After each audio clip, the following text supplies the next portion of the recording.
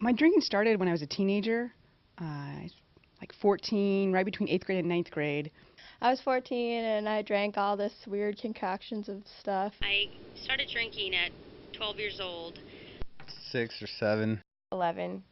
I didn't really start drinking heavily until I was 16. I remember by the time I was 12 years old, I was drinking pretty regularly with my family. We'd sneak out onto the streets in a bad neighborhood where I lived and walk around and be drunk little girls. So I'd take these big water bottles to school, and they'd be full of screwdrivers or wine coolers or beer or whatever I decided to fill it up with that morning before I headed out the door to go to school.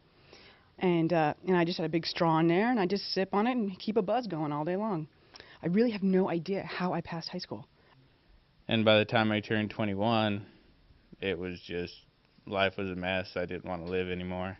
By the time I got sober, all I could do was crime and sell my body. And I couldn't even do that very well because I could not even smile anymore.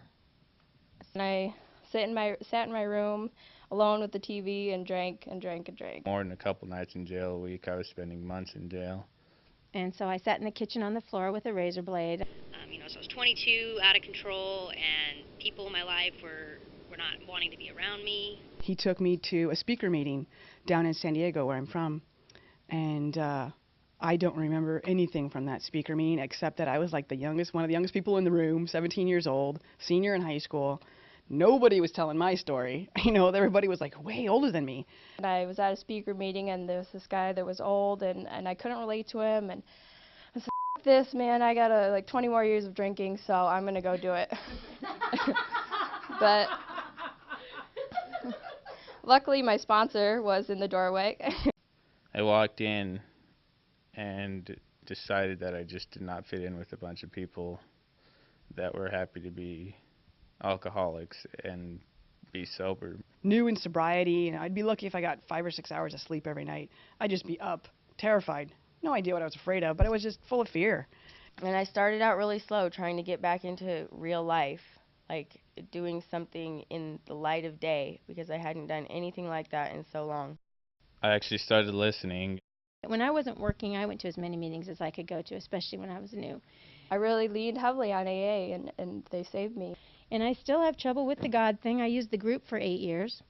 I was trying to make it more complicated than what it was, and it was frustrating me that there wasn't that much to it.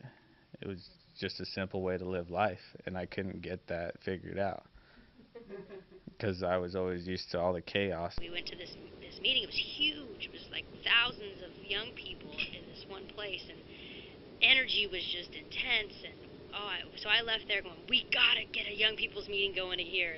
And it was a blast to be with like hundreds of young people that were grateful to be sober. Crazy, and I like that. I like being in a group of people that are a lot like me. It feels very comfortable.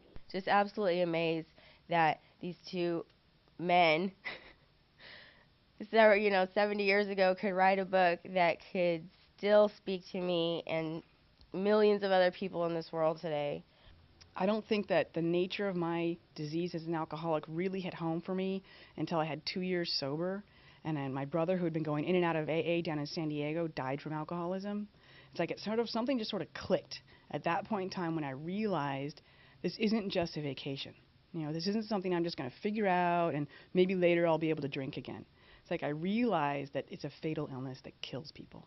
I have a close connection to the spirit of the universe. Sometimes I call it God, that I can go to on a daily basis and get strength from.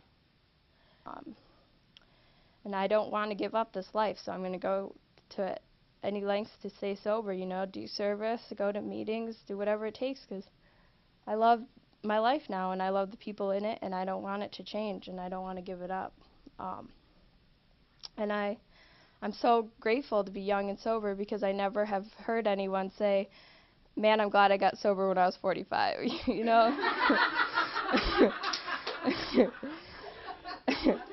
I've never heard anyone say that they didn't wish they got sober at a young age, and that's what keeps me going, to know that I have it good, I'm lucky that I'm here, and I'm going to keep it, and I get to have 20 more years that I didn't have, that who knows if I'd even be alive.